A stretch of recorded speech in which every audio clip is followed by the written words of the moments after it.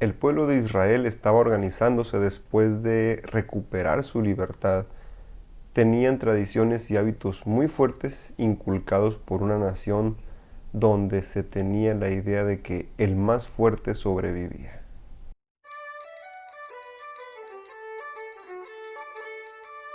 Me da gusto saludarles de nueva cuenta, tenía ya mucho tiempo sin subir un video, pero aquí estamos de vuelta y ahora traemos el tema de lo que son las ciudades de refugio. En el capítulo 35 del libro de Números en la Biblia viene un relato muy interesante sobre un espacio designado de manera muy especial, con un propósito muy especial también, llamado las ciudades de refugio. El pueblo de Israel todavía traía en su cabeza la idea que la nación egipcia les había inculcado sobre entre más capaz eres, más poder tienes y obviamente lo que tú decidas se hace. Las cosas que lograbas eran por mérito propio, entonces tenías que esforzarte más y entre más fuerte eras, pues más cosas podías lograr. Esta mentalidad incluía los términos de justicia, es decir, entre más satisfecho quedabas con tu punto de vista personal de lo que era aplicar justicia, pues más cómodo estabas. Obviamente esto no confirmaba o no aseguraba que la justicia se aplicara correctamente, debido a que pues la interpretación, como hasta el día de hoy puede pasar en muchos casos, la interpretación que cada quien daba de lo que era justicia desde su punto de vista hacía que de manera contradictoria se llevaran a cabo muchas injusticias. Históricamente hablando, el primer conjunto de leyes establecidas por un documento es el Código de Hammurabi en la antigua Babilonia.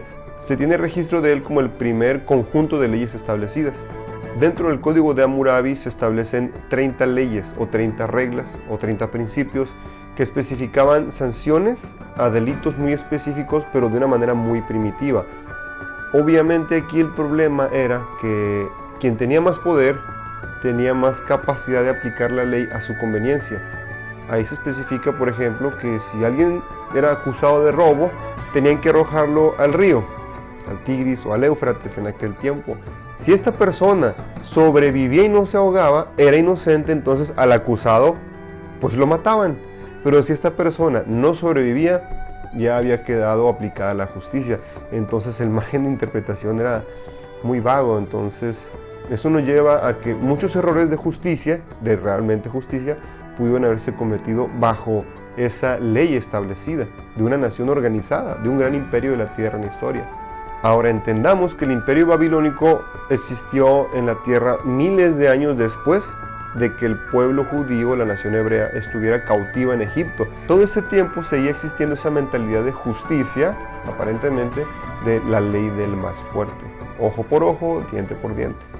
Por lo tanto, es muy difícil cambiar la mentalidad de justicia de personas que están acostumbradas a ser quienes ejecutan la ley y quienes son jueces y verdugos de aquellas personas que consideran que los agraviaron. Y ese era un punto que se debía aclarar para el pueblo de Israel. De lo contrario, se volverían una nación primitiva, vengativa y falta de control. Las leyes de la nación judía especificaban los sacrificios. Los sacrificios eran cuando tú disponías de una criatura viviente, un animalito, ya sea un cordero, un becerro, incluso palomas, les quitabas la vida en un acto de sacrificio para saldar un pecado cometido. Eso era vida por vida. El propósito de los sacrificios era la representación, la analogía, de decir, la paga del pecado es muerte, por lo tanto todo pecado se debe de saldar con una vida. Y una vida inocente era arrebatada para quitar tu pecado. Era un mensaje para nosotros hoy en día muy claro, pero en ese tiempo las personas consideraban que era como una cuota que habían pagado, se sentían más tranquilos. Entonces el propósito no se estaba logrando del todo. Cuando alguien dice que la ley de Dios nos condena, no quiere decir que la ley de Dios esté hecha para hacernos sentir mal o para afectarnos. Significa que la ley especifica lo que hemos hecho mal y la sanción que corresponde. Eso es justicia. Hay que ser muy claros, justicia es lo que corresponde. Por eso la paga del pecado es muerte. Pero recordemos algo también. Lo que marca la diferencia aquí es el factor misericordia. La paga del pecado es muerte, mas la dádiva de Dios es vida eterna. ¿Qué significa esto? En el sistema legal mexicano hay un elemento llamado el perdón. Incluso se puede dar en situaciones donde se le ha quitado la vida a alguien.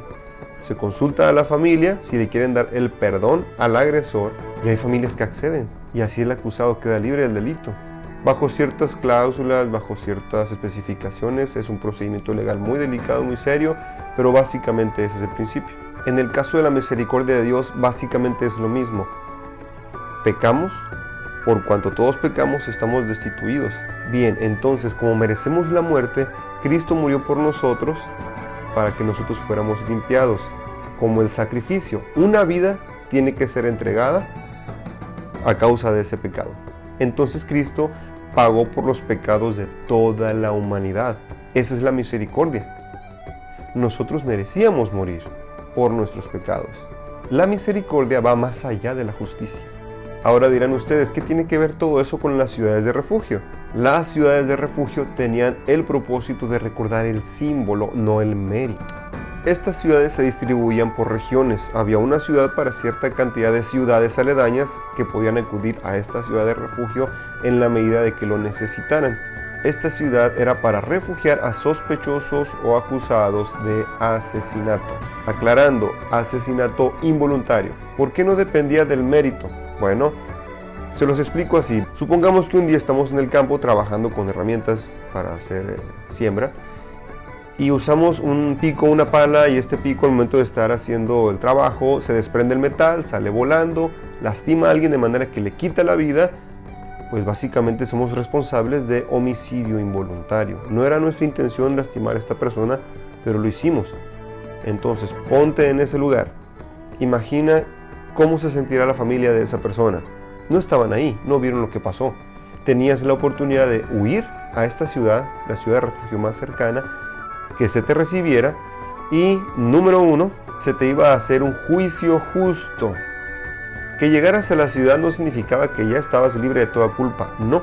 Los líderes de la ciudad, incluyendo el sacerdote principal, iban a evaluar la situación, iban a buscar testigos, iban a tomar en cuenta cualquier evidencia o testimonio para corroborar tu versión o la de quienes te acusaban, y si se te encontraba culpable, entonces la ciudad ya no te refugiaba, estabas por tu cuenta.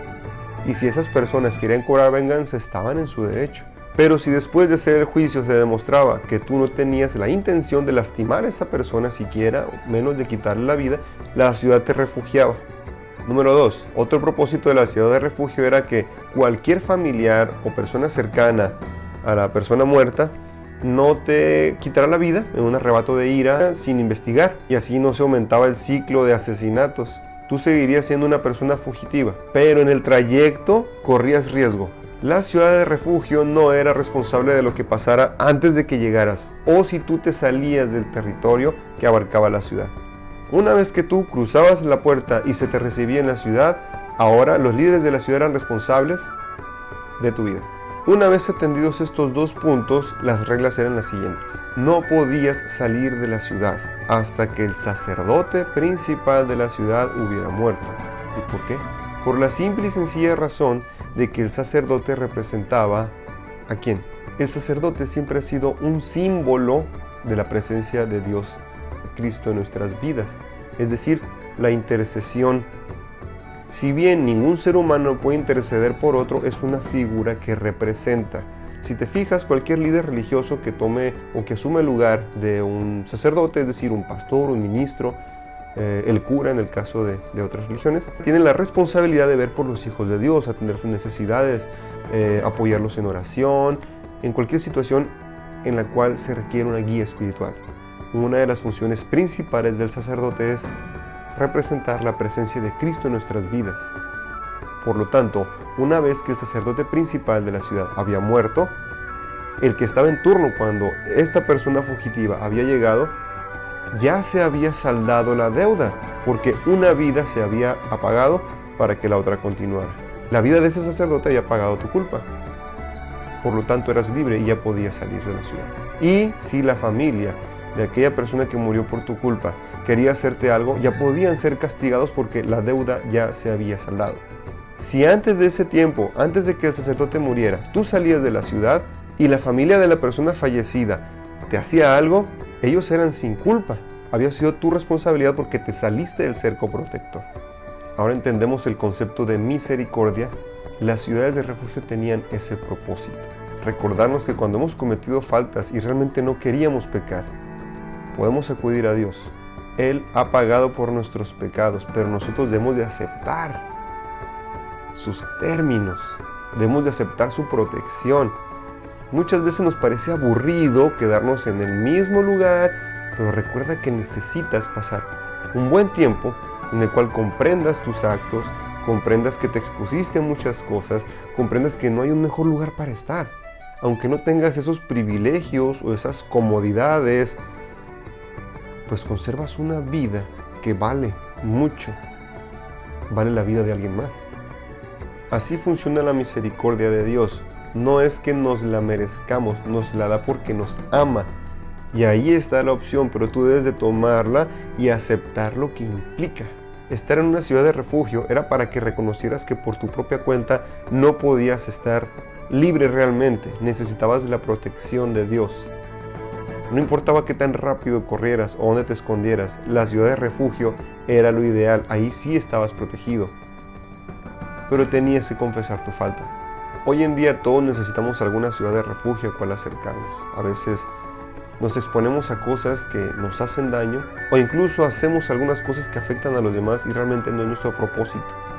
Necesitamos alejarnos de entornos que nos intoxican y que nos convierten en personas que realmente no queremos ser. Pero eso implica que nos desprendamos de sensaciones, emociones, privilegios y comodidades insanas que no nos hacen mejores. Necesitamos acercarnos a entornos que nos desintoxiquen, que nos hagan cultivar mejores hábitos, que nos ayuden a ser mejores personas. Pero a veces las comodidades nos ganan, los hábitos que ya teníamos, o la insistencia de las malas amistades, que de eso ya tuvimos un tema.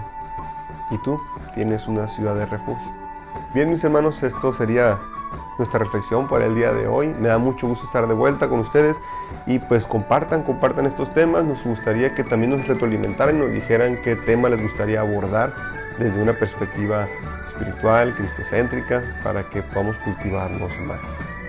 De igual manera les recordamos que casi a diario subimos mensajes con imágenes ahí muy bonitas para que ustedes puedan compartir con otras personas. No sabemos cuándo le podemos alegrar el día a alguien más tan solo con una frase o una bella imagen que les recuerde que Dios los ama.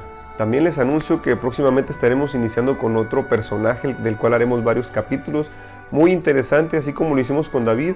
Vamos a iniciar con otro más y cuando terminemos con ese iniciaremos con otro más y así aumentaremos nuestra experiencia de aprendizaje de temas bíblicos de una manera más digerible. No me queda más que decirles que Dios les bendiga y que todo esté muy bien.